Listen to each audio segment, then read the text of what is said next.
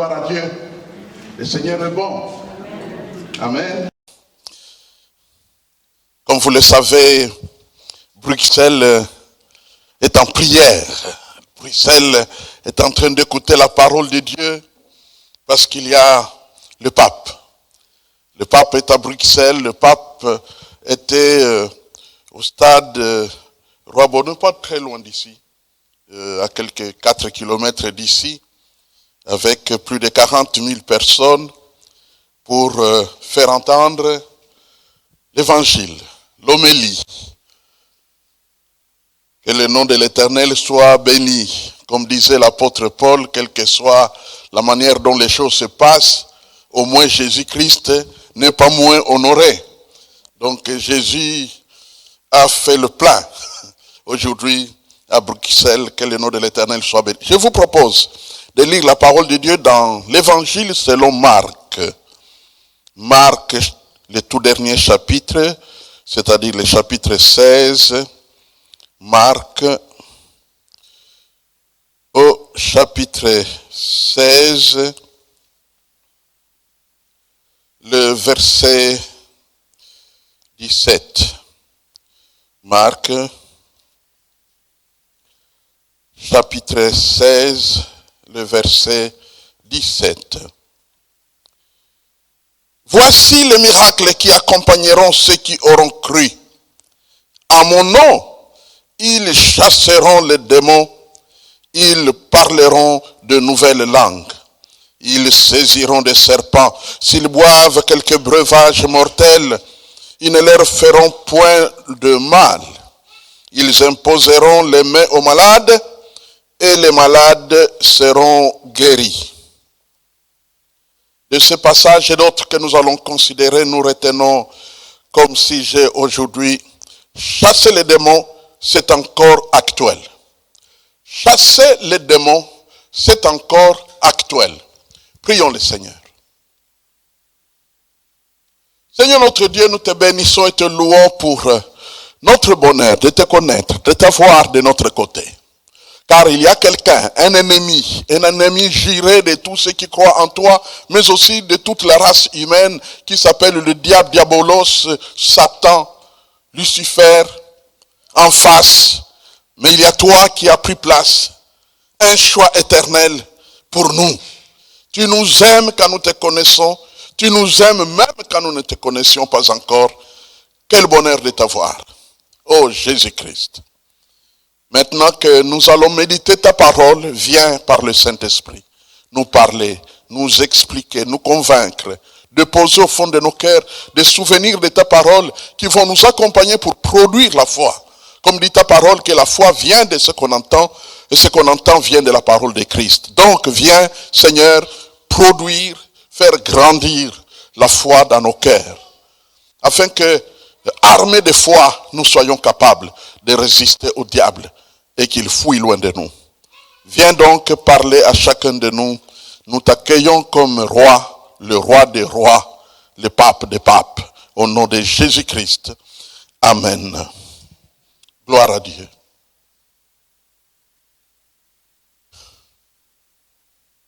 Dire c'est encore actuel, c'est important. Parce que on a tendance à croire que c'est révolu. Les démons, ça c'est dans les temps anciens. On parlait de démons. Il y a même des mouvements qui ont pris des noms spectaculaires pour dire qu'eux sont vraiment spécialistes des démons. Et ainsi de suite. Toutes sortes de choses se sont passées. Mais je vais vous dire, aujourd'hui, avec un peu de tristesse, que c'est encore actuel de chasser les démons aussi longtemps que le diable continue à rôder autour de nous. Aussi longtemps qu'il continue à rôder autour de nous, c'est encore actuel. C'est encore actuel. Vous avez peut-être, avec l'information qui grandit, entendu parler de certains concerts qui se passent dans le monde. qui deviennent ouvertement des temples du diable avec des démonstrations de toutes sortes. Surtout les jeunes doivent être au courant de ce genre de choses. Que les décors, les pratiques, tout ce qui se fait dans ce milieu-là de concerts, c'est vraiment une démonstration de l'existence de Satan. Et ceux qui s'y emploient, ces musiciens qui se livrent, un jour, après avoir entendu une sorte de communication à la radio, j'étais au volant, je me suis dit, est-ce que j'ai bien entendu? Quelqu'un pose la question à un musicien, veux-tu travailler pour le diable? Nous allons t'aider.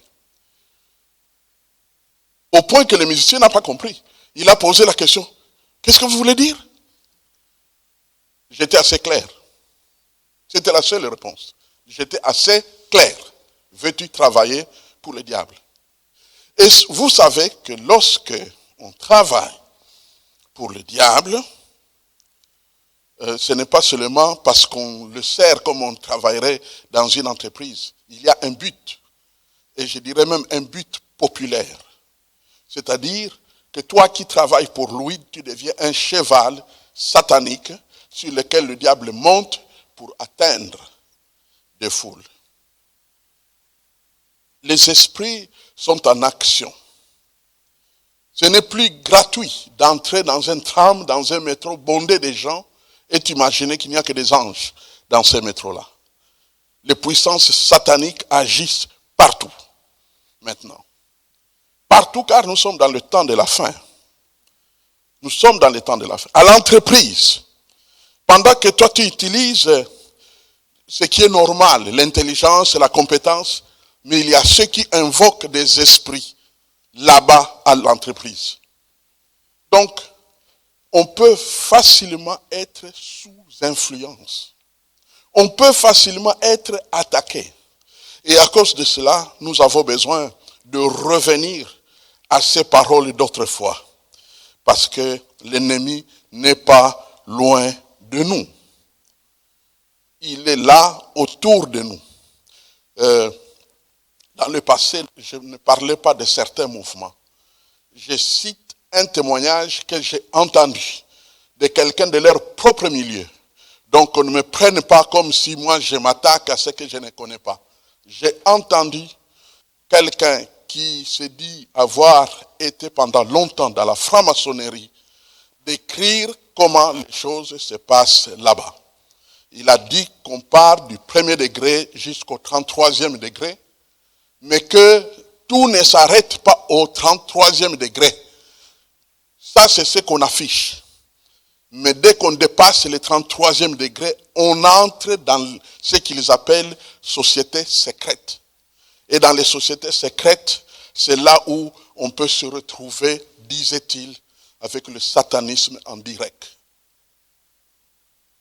Donc, les démons sont dans le monde, au milieu de nous. Et il y a même un passage qui a attiré mon attention. Lorsque Jésus est allé à la synagogue, et il dira que dans la synagogue, il y avait un homme qui était possédé de démons. Alors comme vous le savez, la synagogue, c'était la première forme de temple au milieu d'Israël, surtout principalement dans le milieu de la diaspora. Et ce n'est pas le diable qu'on invoquait là-bas. C'était bien Dieu, le Dieu d'Israël. Mais il y avait quelqu'un là-bas qui était sous influence des démons. Compte tenu de ces réalités, nous sommes appelés à tenir compte des paroles de Jésus qui sont toujours actuelles. Nous pouvons les relire. Voici les miracles qui accompagneront ceux qui auront cru.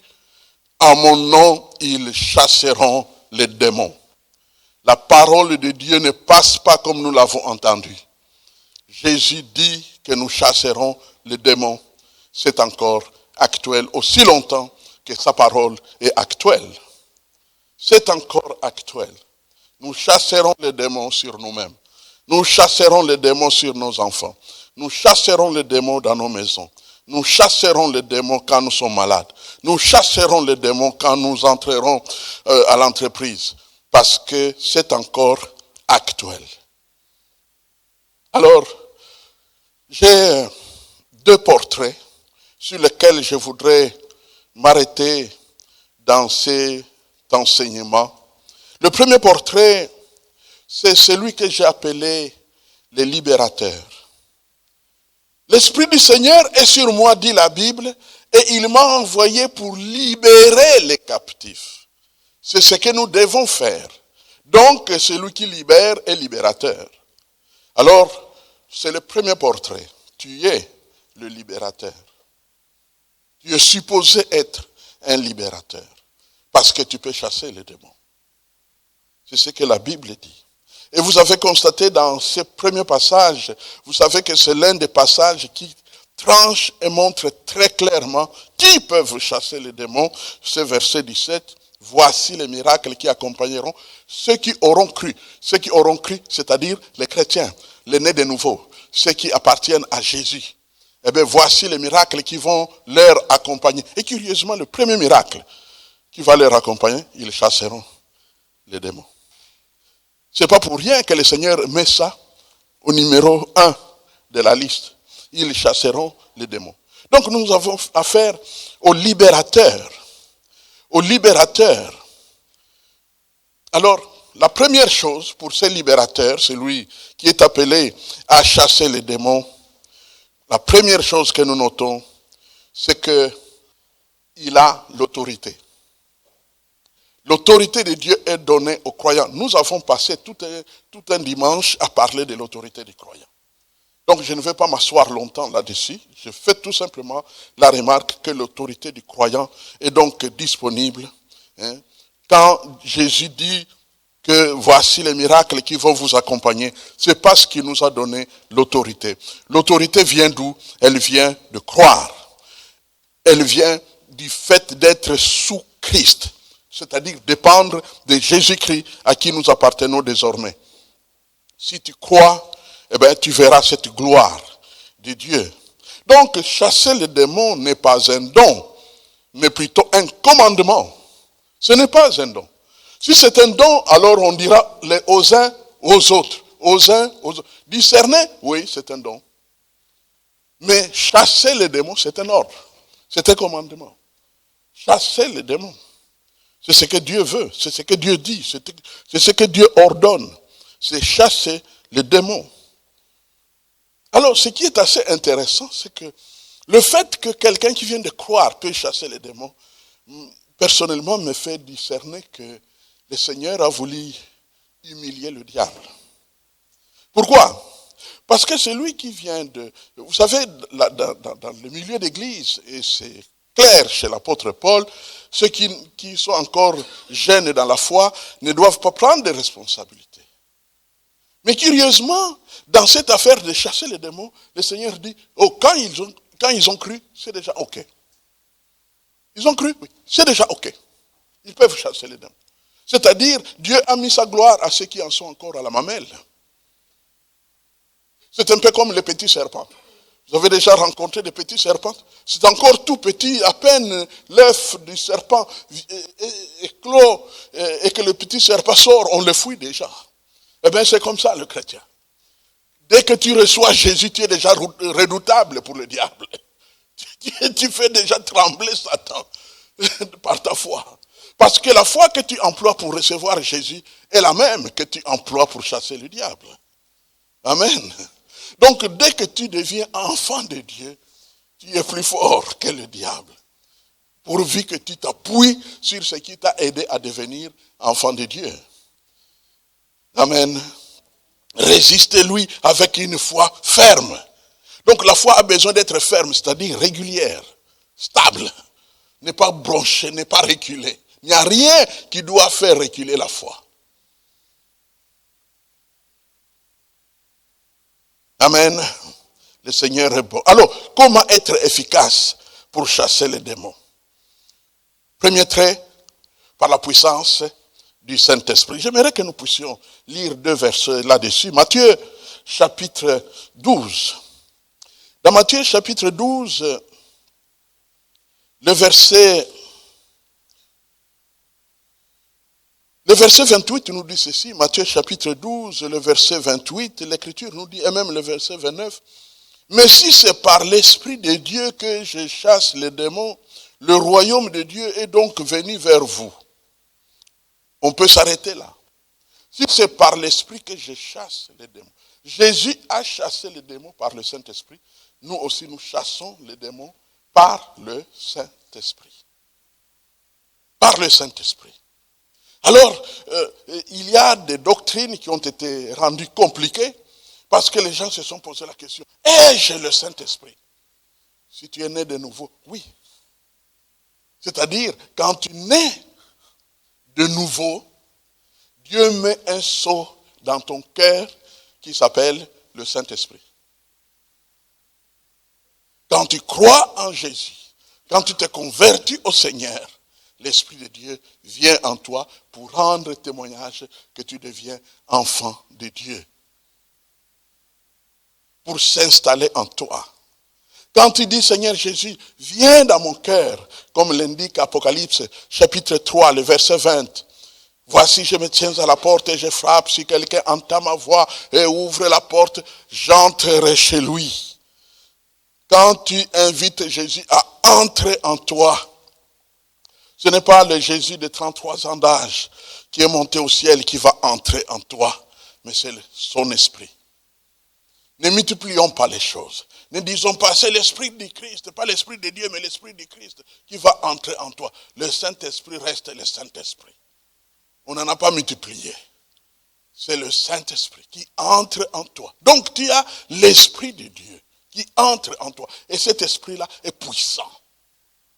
Il a le pouvoir, il a la puissance pour te rendre efficace. Quand nous lisons dans Luc, chapitre 14, que j'ai cité de mémoire tout à l'heure, mais maintenant nous les lisons directement. Luc, chapitre 4, je veux dire.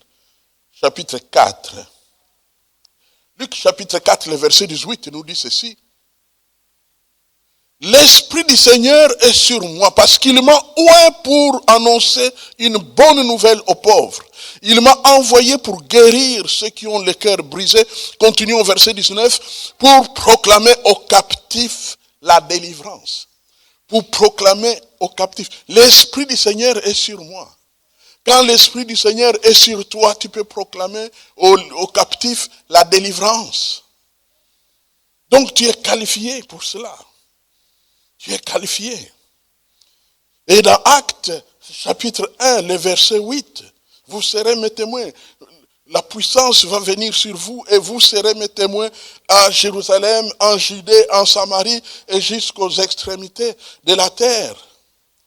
La puissance du Saint-Esprit sera sur vous. Et donc quand nous prenons Marc chapitre 16, verset 17 que nous avons lu, et nous ajoutons Actes chapitre 1, verset 8, nous comprenons que dans le cœur du croyant, il y a le Saint-Esprit. Le Saint-Esprit est là. Et c'est lui qui va nous utiliser. Alors, on peut se poser la question, comment recevoir cette puissance du Saint-Esprit? 3 conseils. Premier conseil, préparer le cœur. Préparer ton cœur. Si tu veux recevoir la puissance du Saint-Esprit, si tu veux que tu sois rempli du Saint-Esprit, si tu veux que tu peux utiliser toutes les autres expressions qui existent, que tu sois bourré du Saint-Esprit. Numéro 1, préparer le cœur, nettoyer le cœur, purifier ton cœur. Y a-t-il un péché conscient? Abandonne. Y a-t-il un sentiment de division, de déception, ainsi de suite? Ça ne doit pas rester longtemps dans le cœur. Ton cœur, mon frère, ma soeur, n'est pas une poubelle. Pour que tu y gardes des choses de moindre importance ou encore des choses qui n'ont pas leur place dans la présence de Dieu. Ne savez-vous pas que vous êtes le temple du Saint-Esprit, dit la Bible. C'est-à-dire que nos corps sont devenus des temples. C'est des temples. Et ce qui est curieux, ce n'est pas le temple des frères et sœurs de l'EIB, mais le temple du Saint-Esprit. Alors il faut le rendre propre. Si tu veux que l'Esprit de Dieu te remplisse, rends propre ton cœur. Rends propre ton cœur. N'attends pas, ne fais pas de projets, ne fais pas de promesses. Ne dis pas la semaine prochaine, je vais purifier mon cœur. Ah, quand j'irai, à la fin du mois, le 2 du nouveau mois, je vais jeûner, alors je vais purifier mon cœur. Ça ne prend pas de délai. C'est tout de suite. C'est immédiat.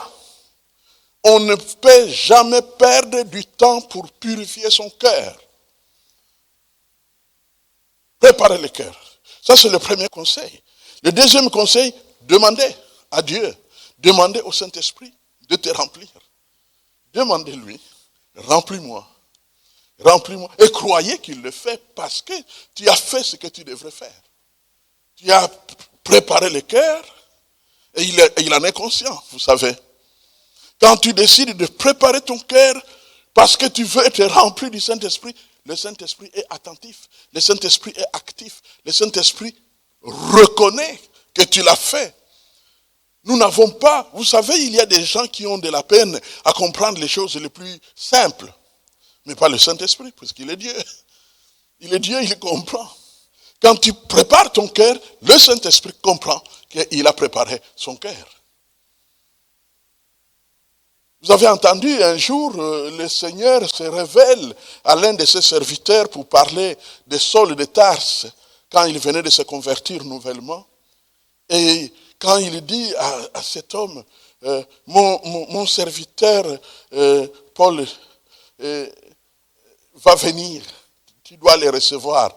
Il dit, mais on nous a parlé de cet homme, il est dangereux partout, il passe, il dérange les chrétiens.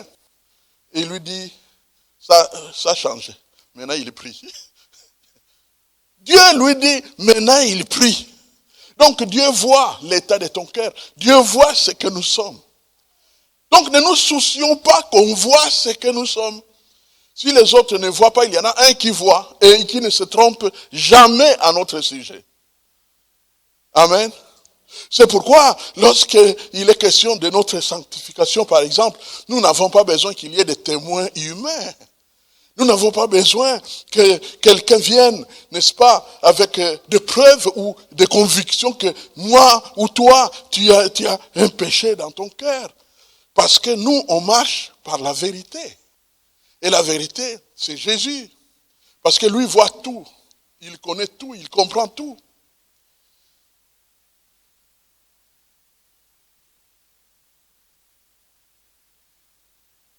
Demander et croire. Et étant rempli du Saint-Esprit, notez, marcher avec le Saint-Esprit. Quand je parle de marcher avec le Saint-Esprit, tous ceux qui ont suivi l'exhortation du vendredi soir, vous avez exactement la réponse. Ce que veut dire marcher selon l'Esprit. Tu commences ta journée de la meilleure manière. Tu la poursuis de la meilleure manière. Tu commences ta journée par l'action de grâce. Et tu la poursuis dans un esprit de prière, de conversation permanente avec ton Dieu. Alors en ce moment-là s'installe une permanence avec l'Esprit de Dieu. Une permanence parce qu'il va te parler. Une permanence parce qu'il va faire monter en toi des préoccupations, des sujets. Et dès que ces sujets montent, certains sujets pourraient même être accablants, tristes. Mais il ne devient plus triste quand c'est le Saint-Esprit qui les fait monter dans ton cœur. C'est tout simplement des sujets de prière.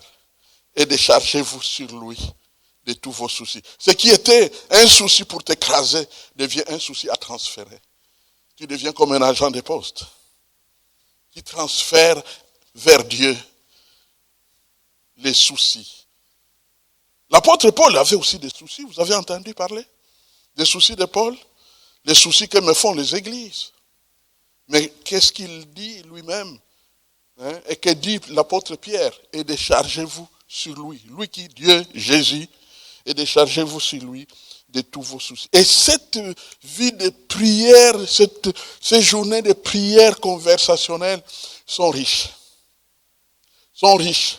Bien-aimés, vous savez l'utilité de l'information et de la prédication. C'est pour que nous ne puissions pas jouer comme des jeux. On nous donne ce qui vient de la parole. Et nous sommes non seulement corrigés, parce que vous savez, la parole de Dieu est là pour instruire, mais aussi pour corriger. Ça nous donne, quand nous pratiquons ce qui est vrai, quand nous pratiquons ce qui vient de la parole de Dieu, nous sommes dans le véritable. Nous sommes dans la bonne voie. Et nous mettons cela en pratique, tout simplement, comme l'Esprit de Dieu qui est prêt à nous accompagner, n'est-ce pas, hein, avec des prières que nous avons appelées vendredi soir, des prières conversationnelles. En sorte que vous verrez vous-même que l'Esprit de Dieu va déjà vous préparer à des combats ou à des nouveaux combats. Il y a des anciens combats, n'est-ce pas? Mais aussi il y a des nouveaux combats. L'Esprit de Dieu va déjà nous préparer. Dans une conversation, vous pouvez discerner que là, il y a un esprit qui doit être chassé. Et ainsi de suite. Quand tu vois autour de toi certains événements, certaines circonstances, tu dis ça ne peut pas être le hasard. C'est l'ennemi qui est au travail. Tu chasses. On chasse sur les hommes, on chasse sur le territoire, on chasse dans la maison, on chasse dans le cœur, on chasse partout. On chasse dans les circonstances, on chasse dans les paroles, on chasse dans les attitudes des gens, on chasse. Le démon est en action. Ils sont des milliards en train d'opérer. Et si nous n'avons pas ce message de Jésus dans nos cœurs, que nous devons chasser les démons, eh bien, ils auront les mains libres. Ils vont accomplir ce qu'ils veulent accomplir. Et certaines choses, s'ils les accomplissent, c'est catastrophique pour nous. C'est dangereux.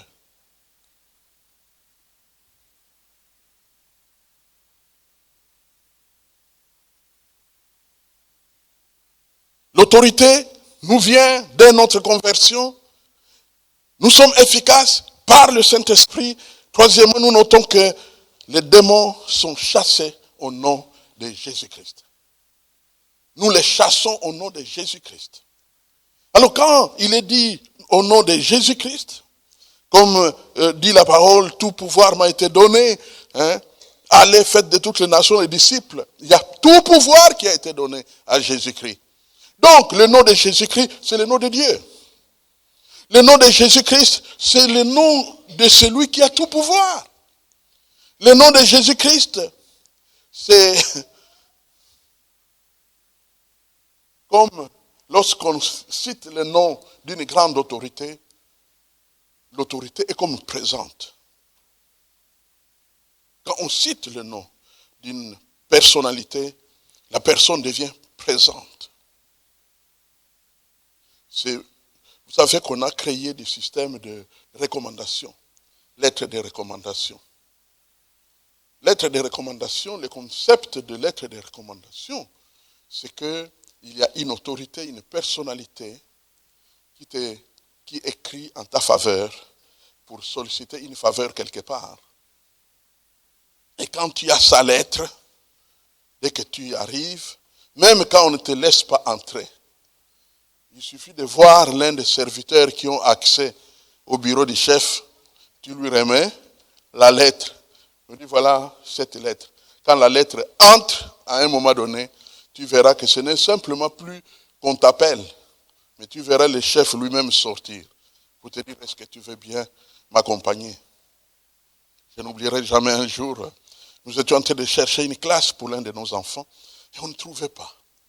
Il avait perdu sa place dans une école et on ne trouvait pas où.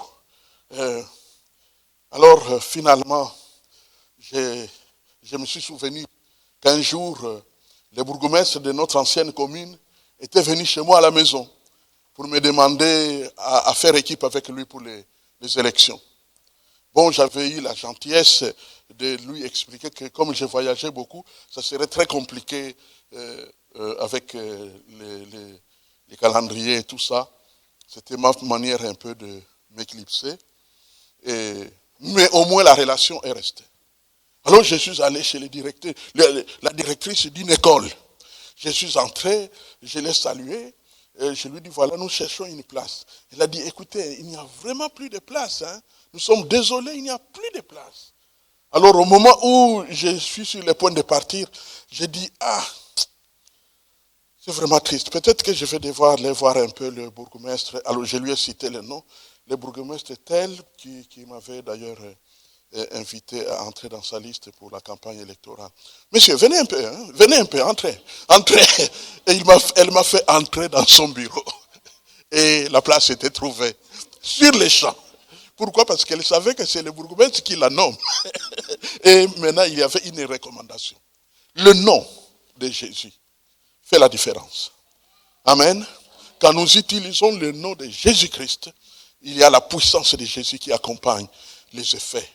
Donc nous, on n'a pas la puissance, mais nous avons les statuts, l'identité et le nom de Jésus que nous pouvons utiliser pour vaincre l'adversaire. C'est une grâce excellente. Alléluia. C'est une grâce excellente.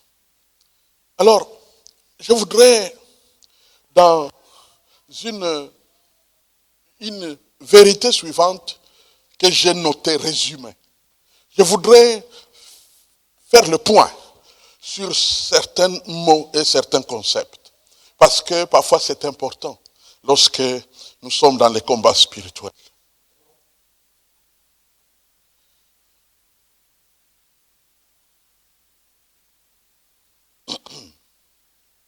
Numéro 1. Pour la chair, nous la crucifions. Pour la chair, nous la crucifions. La chair, c'est quoi? Nous le savons. La chair, c'est les habitudes, les mauvaises habitudes, le mauvais caractère, c'est-à-dire notre côté faible. Notre côté faible, ce sont des choses. Au fait, la chair, il y a des mauvaises choses, mais c'est beaucoup plus dans le sens d'habitude. On est un peu comme ça. Ceux qui nous connaissent d'assez près peuvent avoir une petite idée de notre caractère. C'est ça la chair. Notre identité charnelle, notre identité de faiblesse, notre identité impure, la chair. Et bien pour vaincre la chair, il faut la crucifier. Galates chapitre 5, le verset 24. Ceux qui sont à Jésus-Christ ont crucifié la chair, ses passions et ses désirs. Alors crucifier veut tout simplement dire empêcher de se développer, empêcher de se manifester. N'attendez pas que les gens te décrivent, c'est toi qui te connais. Il n'y a personne qui pourra nous connaître plus que nous nous connaissons nous-mêmes. Même les philosophes ont dit connais-toi toi-même. Au fait, on se connaît, on sait qui on est. On sait qui on est véritablement. Alors nous devons crucifier, vaincre notre propre chair. Les autres ne peuvent pas vaincre. Et ne soyons pas des hommes et des femmes qui voulons vaincre la chair des autres. Ça ne marchera pas. Ça ne marchera pas. Au contraire, ils peuvent même devenir rebelles et nous résister. Ça ne marchera pas. C'est soi-même. C'est soi-même qui accepte. C'est pourquoi lorsqu'on parle, par exemple, du brisement, c'est soi-même qui se brise. C'est soi-même. Crucifié à la croix. Un jour, nous étions dans une prédication, en train de suivre une prédication dans un camp biblique. Et alors le prédicateur disait un mot et nous devons dire, je crucifie. Alors il disait, mauvais langage, je crucifie. Les mensonges, je crucifie. Alors on était en train de répéter. Lui, il disait les éléments caractéristiques d'un mauvais caractère. Et alors nous, on était en train de dire, je crucifie. Il est en train de pratiquer ce passage de Galates chapitre 5, le verset 24. Il y a des choses à crucifier en nous. Et vous savez, lorsque nous n'avons pas crucifié notre chair, elle fait des dégâts. Tôt ou tard, mais le plus souvent d'ailleurs. Elle fait des dégâts. Donc, la chair, on crucifie. Deuxième note. Le péché, on s'en répand. Le péché, on s'en répand. Quand il y a un péché, ne perds pas ton temps pour dire que, c'est lui. C'est parce que l'autre là m'a mal parlé, c'est pourquoi je me suis fâché. Non. N'explique pas. Il n'y a pas des explications à donner. Quand il y a présence d'un péché en nous, on s'en répand. Alors, se repentir, c'est quoi? Vous le savez.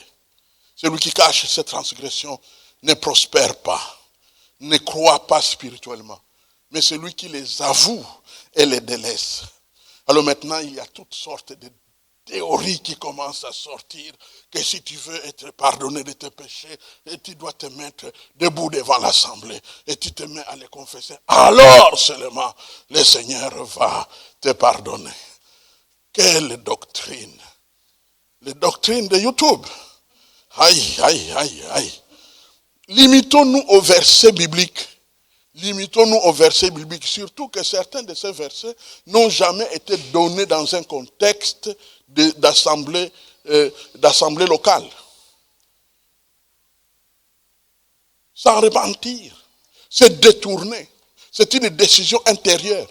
C'est une détermination intérieure de se détourner. Si je confesse mes péchés, Dieu est fidèle et juste. Dieu est fidèle et juste. Même le roi David, qui est en train de confesser ses péchés, dans les psaumes 32, dans les psaumes 52, quand vous lisez ces deux psaumes, vous découvrirez que j'ai péché contre toi seul. J'ai péché contre toi seul. Mon frère, ma soeur, l'élément clé dans la repentance, l'élément clé dans la repentance, c'est de délaisser. Délaisser. Délaisser veut tout simplement dire laisse tomber. Rejette ça. C'est terminé. Je ne le ferai plus. Quand tu prends cette décision, Dieu est fidèle. Les il là, ce n'est pas ceux qui sont proches de toi. Hein? Il est fidèle et juste. Non, non, c'est Dieu. C'est Dieu qui est fidèle et juste de nous pardonner et de nous purifier de toute iniquité. De toute iniquité. Donc, le péché, on s'en répand. Troisième élément de mise au point, le monde, on le fouille. Le monde, on le fouille. Le monde, on le fouille. Vous savez, chacun de nous a son monde, son vrai monde. Son vrai monde. C'est-à-dire le lieu où tu te sens défié à pouvoir reculer spirituellement. Le monde. Chacun de nous a son monde. Les faux mondes, ne redoutez pas cela. Vous savez, quand vous voulez acheter des petits gadgets, tu trouveras même des serpents, des boas en caoutchouc. Et quand on te jette ça, tu peux fuir. Mais quand tu découvres que c'est en caoutchouc, ce n'est pas à fuir. Ce n'est pas ça, le danger. Le danger, chacun de nous le connaît. Où se trouve, on appelle cela, il y a une expression qui a été utilisée dans le monde charismatique, les défauts de cuirasse. Les défauts de cuirasse. Ce sont des milieux dont tu peux dire toi-même, ça pourrait me faire reculer par rapport à ma foi.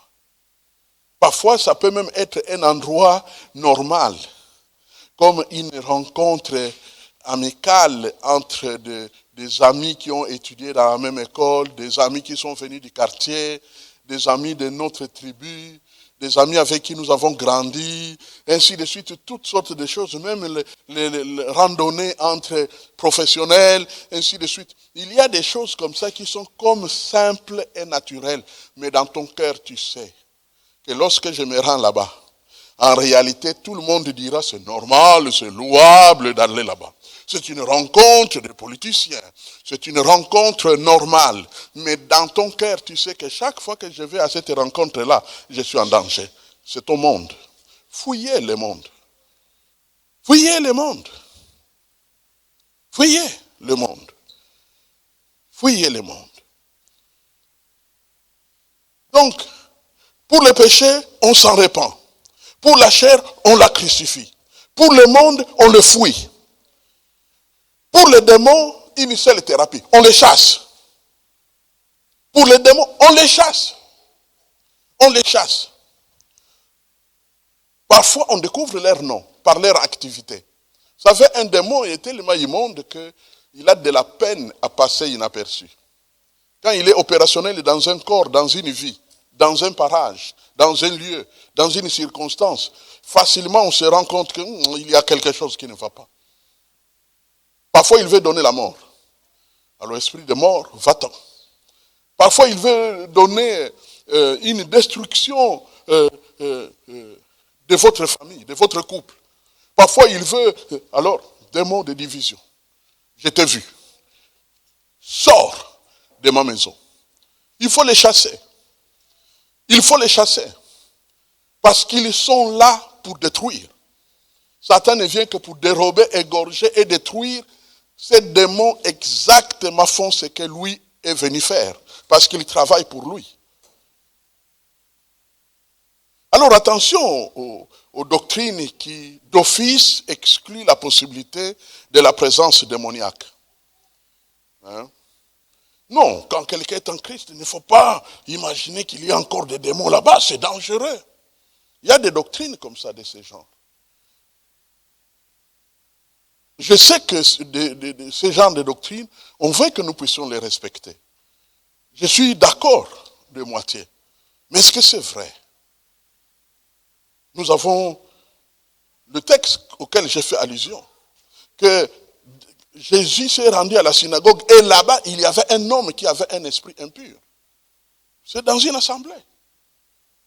C'est dans une assemblée. Donc, on ne peut pas... Je n'oublierai jamais. Un jour, à l'époque, nous étions quelque part, j'étais dans le bureau, en train de prier pour un cas de délivrance, et il y a un frère venu de l'une des églises qui pratique cette doctrine qu'un chrétien ne doit pas s'imaginer qu'il peut encore être habité par un démon à cause de la présence du Saint-Esprit. Et cet homme est venu me voir, il était dans le couloir, assis en train d'attendre son tour, mais comme j'ai prié pour une délivrance, la voix était autoritaire et donc il pouvait entendre. Quand j'ai fini, la personne est partie. Quand je l'ai fait entrer, il m'a dit, mais je suis encore en train de trembler. J'ai dit, pourquoi tu trembles? Il dit, quand tu étais en train de chasser les démons, mon corps a bougé de partout. La doctrine ne l'a pas protégé. Mes frères et sœurs, l'affaire des démons, ce n'est pas un problème doctrinal. C'est un problème spirituel et réel pendant tout le temps, de toutes les générations. Donc l'ennemi, aussi longtemps que le diable est vivant, il continuera à faire ce qu'il a toujours fait. Hein? Il continuera à faire. Mes frères, ça ne vous dit rien que le diable a essayé de tenter sa chance de faire tomber Jésus. Jésus.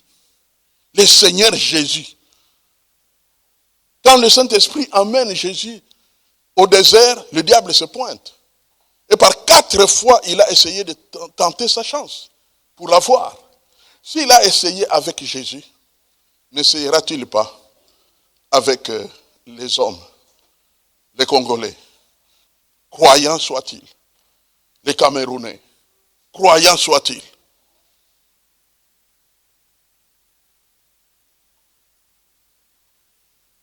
Dans un deuxième et dernier portrait, je voulais parler de la victime à libérer. C'est important parce qu'il y a des moments où, malheureusement, nous pouvons être dans une posture de victime tout en étant dans le milieu chrétien. Nous pouvons être dans la position de victime. Pourquoi? Pourquoi est-ce qu'on peut être une victime? C'est à cause de notre négligence, nous les églises, à ne pas soigneusement travailler à la porte d'entrée. Au point que tout le monde est entré, s'est installé dans l'église, a appris à chanter, a appris à écouter la parole, a le langage chrétien, mais ces problèmes avec lesquels il est entré avec en quittant le monde n'ont jamais été traités. À cause de cela, il peut donc y avoir des victimes à l'intérieur de l'église. Et c'est pourquoi il faut en parler aussi, parce qu'on peut être une victime.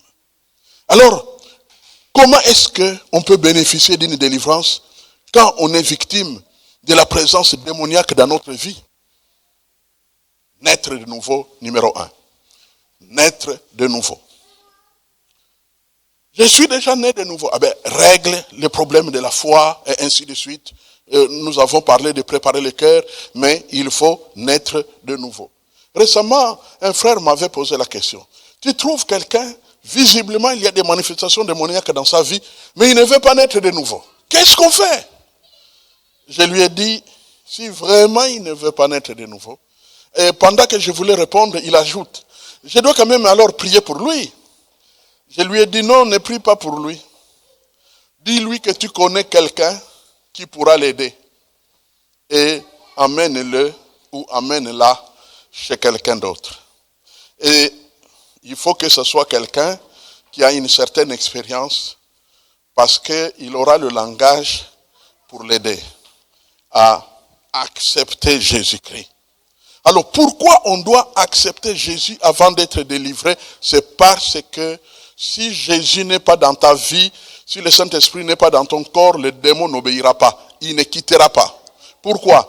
Parce que chez toi, il est chez lui. Donc, quand un démon est dans un corps, une victime qui n'est pas née de nouveau, le démon est chez lui. Et puisqu'il est chez lui, il ne quittera pas. Tu peux beau ordonner, même si on faisait venir l'une des personnalités avec une autorité spéciale, comme Maurice Ray, qui la seule présence dans un temple faisait manifester les démons, il ne sortira pas. Il dira, je suis chez moi. Il dira, je suis chez moi, et il ne va pas quitter. Naître de nouveau donc, c'est le fondement de l'autorité du croyant et c'est un moyen de protection. C'est un moyen de protection.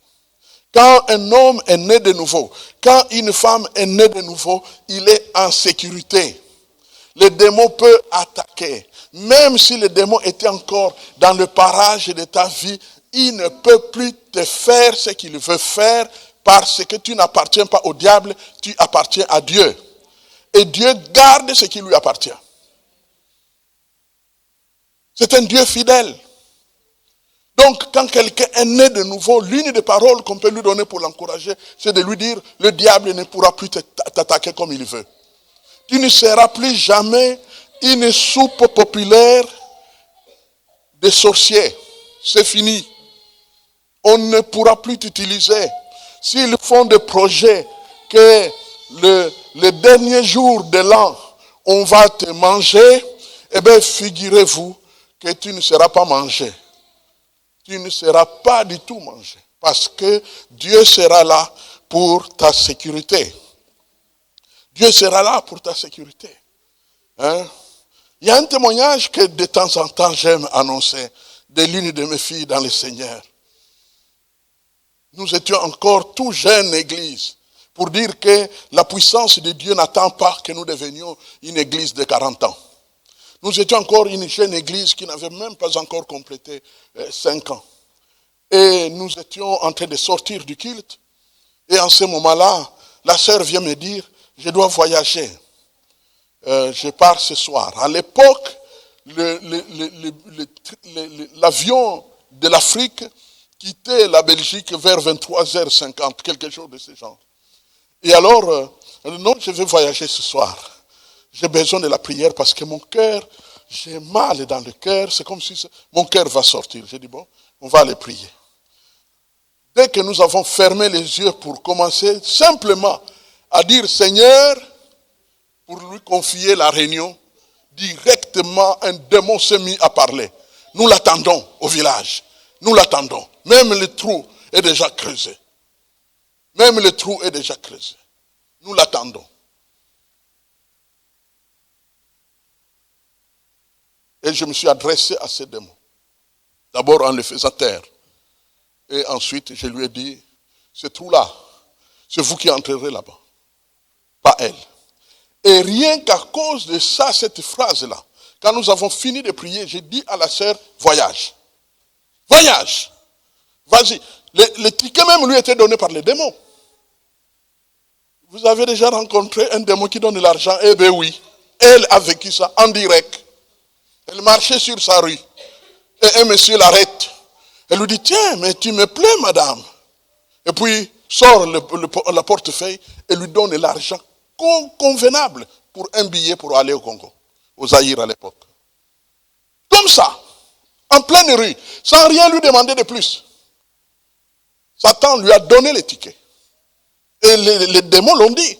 Nous lui avons même donné les tickets pour qu'elle voyage. Nous l'attendons.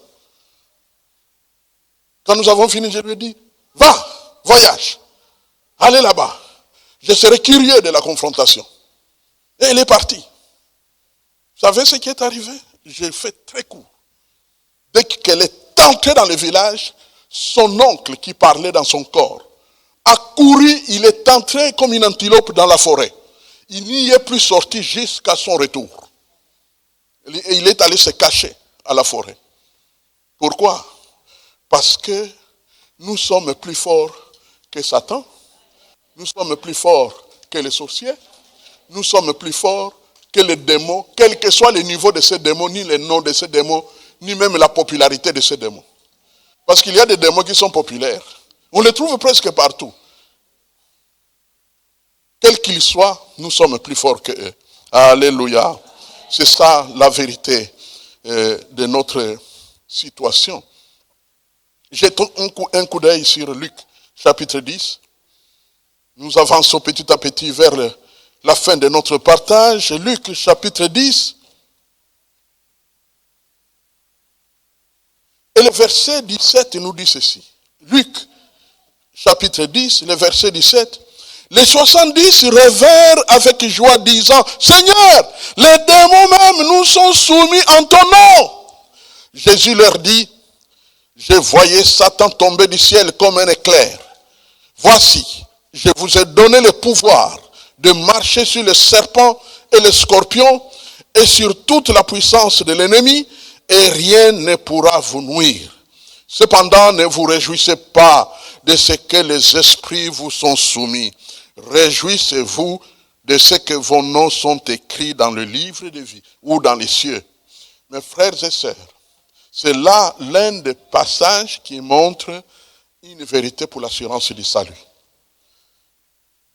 Les disciples reviennent vers Jésus pour lui faire le rapport que les démons nous sont soumis en ton nom. Et lui de leur répondre, c'est bon, moi aussi je l'ai vu tomber du ciel comme un éclair. Là il parle de la chute originelle de Satan, quand il était chassé du ciel. Je sais qu'il a déjà été chassé et que la puissance qui agit avec vous est suffisante pour qu'il puisse fuir. Mais ne vous réjouissez pas pour ça. Bien-aimés, quand nous chasserons les démons, ne disons pas que nous devenons populaires comme hommes de Dieu et femmes de Dieu. Notre seule joie, c'est que nos noms sont écrits dans les cieux. Amen. Nos noms sont écrits dans les cieux. C'est la plus grande richesse de notre existence. Nous n'aurons rien de plus que cela. Nos noms sont écrits dans les cieux. Alors, deuxième, parlant toujours de la victime, s'assurer que vous n'avez pas un péché en activité. C'est quoi un péché en activité? Vous avez entendu parler des volcans? Il y a des volcans qui sont morts. Il y a des volcans qui sont morts, en sorte que vous pouvez aller entrer même dans le trou là, il n'y a plus rien, parce que le volcan est mort. Mais il y a des volcans qui sont en activité. Tu ne peux pas approcher là-bas, tu te brûles. Eh bien, il ne faut pas voir un péché en activité. C'est un péché qui a des agendas. C'est un péché qui a des contacts. C'est un péché qui a des souvenirs et des rendez-vous. C'est un péché qui fonctionne. C'est un péché opérationnel. Il ne faut jamais avoir un tel péché, mes frères et sœurs, parce que ce péché-là, c'est une porte ouverte à Satan et ses démons. Alléluia. Nous devons être très prudents. Nous devons être très prudents. Mon frère, ma sœur, tu es devenu enfant de Dieu. Tu ne peux pas avoir et le beurre et l'argent du beurre. C'est fini. Laissez tomber. Laissez tomber. Vous savez l'expression, le beurre et l'enfant du beurre. C'est quand les enfants là qui allaient dans les boulangeries pour acheter le beurre. Il achète le beurre, mais quand on lui dit, mais au fait, il veut fuir avec l'argent. On lui dit, mais non, tu ne peux pas avoir et le beurre et l'argent du beurre. Si tu veux le beurre, tu remets l'argent. Et bien de la même manière, quand nous recevons Jésus-Christ, nous avons le beurre. Alors nous ne pouvons plus continuer à vivre comme nous avons vécu. Donc nous devons accepter de nous habituer et de nous suffire du bonheur d'être avec Jésus. Et je vous dis que c'est mieux. Amen. Être avec Jésus, c'est mieux. C'est mieux que tout le reste. Il n'existe pas, mon frère, ma soeur, un péché qui puisse te procurer un bonheur plus que celui que tu as, si vraiment tu es né de nouveau. Tous les autres privilèges, tous les autres bonheurs, ce sont des mensonges du diable. Ce sont des leurres. C'est la pêche satanique. Il te lance la maison. Quand tu mords, il te tire pour aller te manger. Il y a des gens, vous savez, quand le diable veut mentir, il peut tout utiliser. Il est capable, quand il te tente, de te dire tout, même la porte de sortie de ton péché. Il va même te dire ça. Il va te dire, écoute, fais ça une fois. Comme ça, tu résous ce problème. Tu vois, ce problème-là est là depuis longtemps.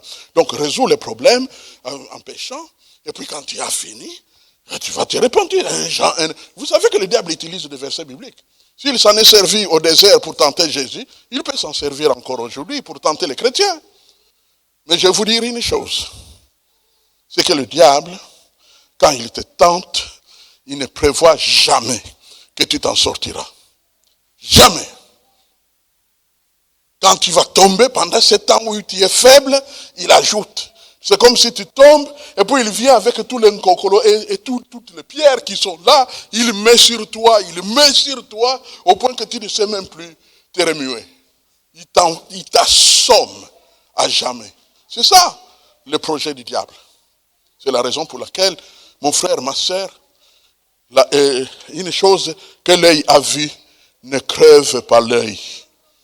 Et loko lisu amoni et bomaka lisu te.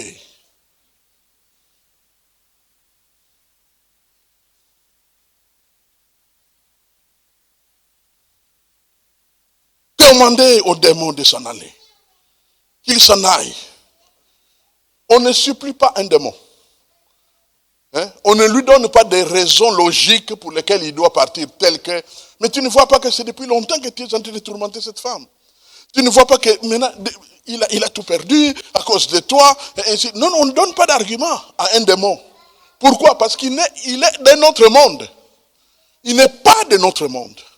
Donc tu le chasses sans appel. Sors au nom de Jésus. Et tu insistes.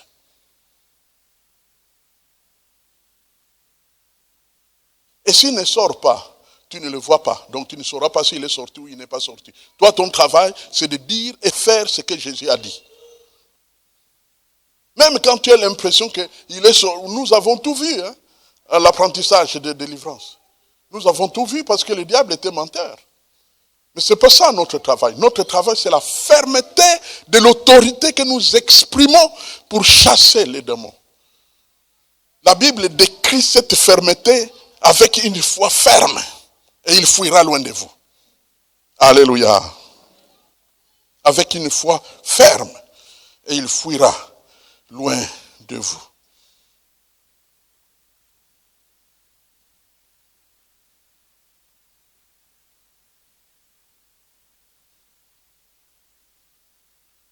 Il y a un passage dans la Bible. On parle des fils de Séva. C'est dans Actes chapitre 19. Dans ce passage-là, on dit qu'il y a des fils d'un sacrificateur qui ont décidé de commencer à chasser les démons que Paul prêchait. Et alors, les démons leur ont répondu. Nous savons qui est Jésus et nous savons aussi qui est Paul. Mais vous, qui êtes-vous? Et ils étaient deux fils de Séva, d'après le texte. Et le démoniaque s'est jeté sur eux et les a blessés et les a déshabillés. Ils ont dû fuir dans la honte. Alors, ce passage a amené certains chrétiens à dire, tu vois, touche pas à la délivrance. C'est dangereux. Ils vont t'attaquer. Ce n'est pas ça le message qui est là-bas.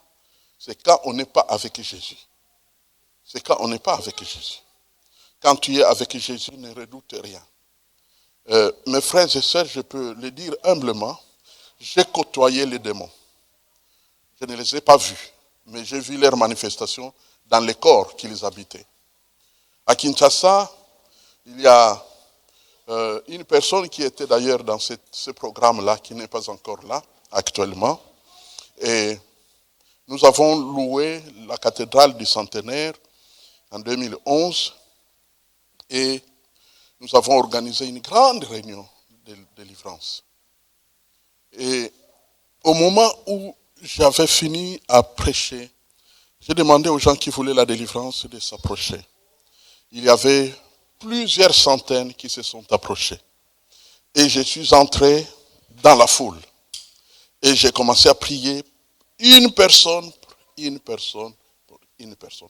Chaque fois que je posais la main sur une personne qui avait les démons, je pouvais sentir des picotements qui montraient très clairement qu'il y avait un esprit impur dans la personne. Et directement, sans attendre, j'ordonnais aux démons de s'en aller.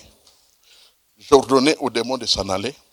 Et il y avait plusieurs délivrances, au point que l'activité s'est poursuivie le lendemain au centre de Koinonia à l'époque, où nous avons continué à prier pour des délivrances.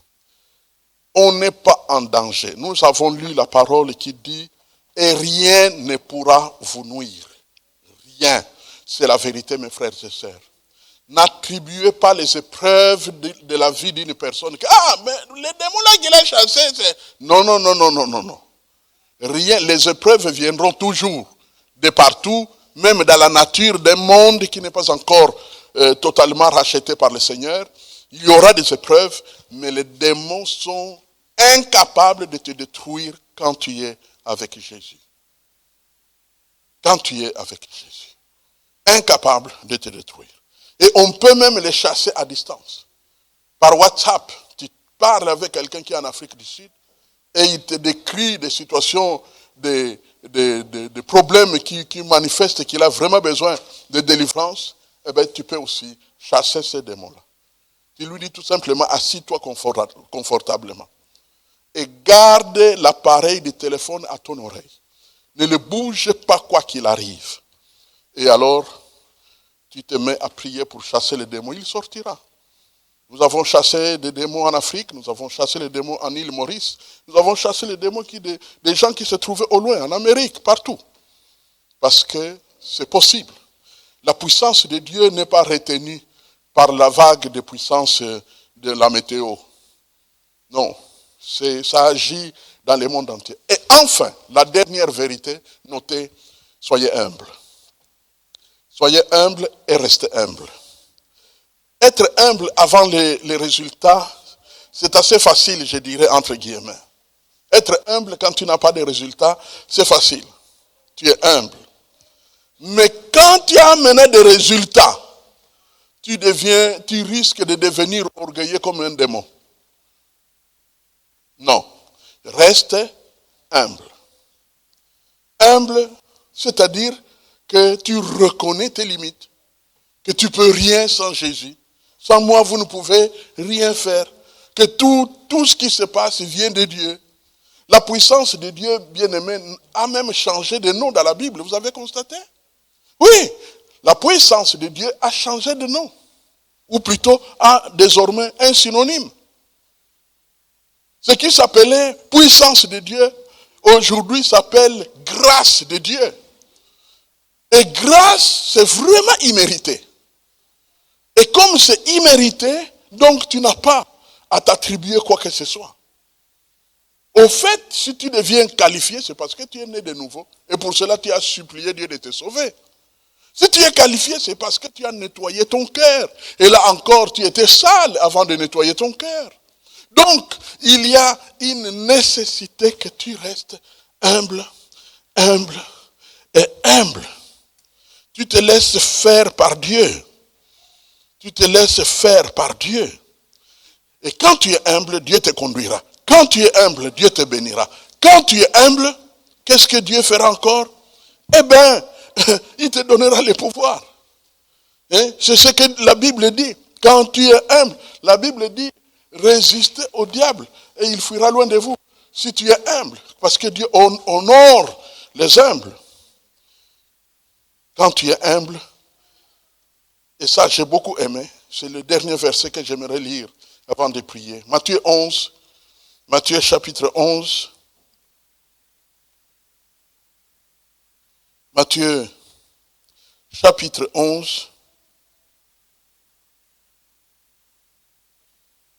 Le verset 29 nous dit ceci. Matthieu chapitre 11, le verset 29. Prenez mon joug sur vous et recevez mes instructions, car je suis doux et humble de cœur. Et notez, et vous trouverez du repos pour vos âmes. Amen. Pourquoi Jésus dit que je suis doux et humble de cœur? C'est parce que nous devons devenir doux et humble de cœur comme lui. Mais il dit la conséquence à la fin. Il dit, vous trouverez du repos. Le repos pour vos âmes veut tout simplement dire, vous n'aurez pas de stress. Vous n'aurez pas de stress. Amen. Les AVC dehors, c'est parti. Vous n'aurez plus, quand Jésus dit vous aurez du repos pour vos âmes, c'est vraiment le calme intérieur. Le calme intérieur. C'est ce qu'il va nous donner. Donc l'humilité, marcher dans l'humilité, c'est très important. Amen.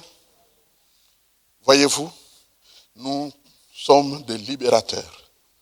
Et quand nous sommes victimes, nous sommes quand même forts pour vaincre Satan. Amen. Nous sommes dans un royaume de victoire.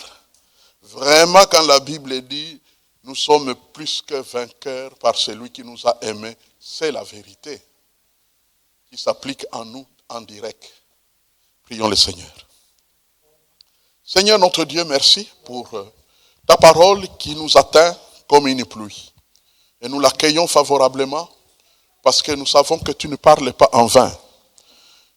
À cette époque où l'ennemi multiplie, sachant qu'il lui reste peu de temps, multiplie ses manèges, multiplie ses attaques, multiplie ses activités, multiplie ses manières de faire, ses traquenards, ses pièges, ses moyens de nous atteindre, dans le but de nous détruire.